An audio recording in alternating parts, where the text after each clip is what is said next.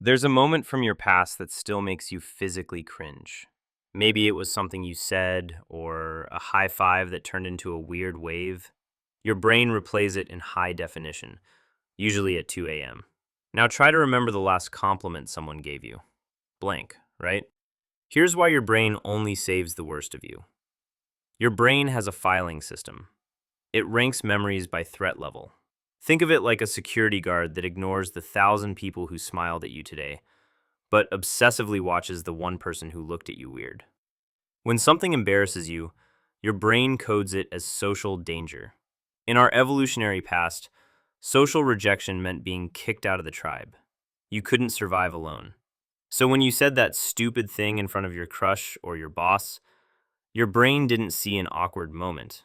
It saw a survival threat. It burned that event into permanent storage to make sure you never repeat the mistake. But a compliment?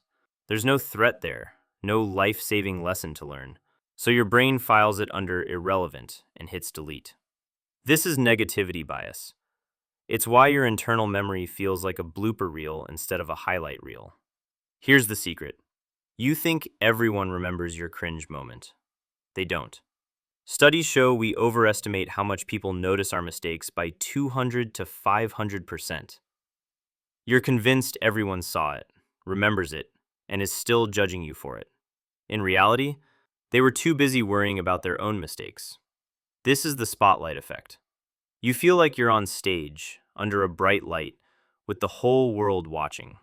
But everyone else is also on their own stage, in their own spotlight, convinced the world is watching them.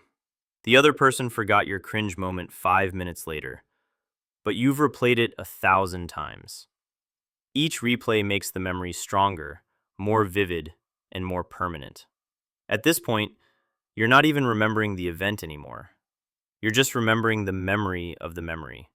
When your brain only saves the failures, you start to believe a lie, that you're worse than you actually are. You remember every awkward thing you've ever said, but you ignore the hundreds of conversations that went perfectly fine. You remember the one time someone didn't laugh at your joke, but you forget the 10 times they did. Confident people aren't necessarily better than you. They just don't have a negativity bias constantly reinforcing every mistake. This doesn't stop at the past. It shapes your future.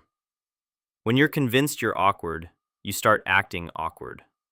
When you're convinced you always mess up, you eventually stop trying. These cringe memories do more than make you blush. They actually start to shrink your comfort zone. Step 1. Realize your memory is a liar. That cringe moment feels massive because your brain inflated it. In the real world, it was small. Nobody else remembers it the way you do. Step 2. Start a compliment bank. Your brain won't save compliments, so you have to save them yourself. Write down the good things people say. Read them when your brain tries to convince you you're terrible.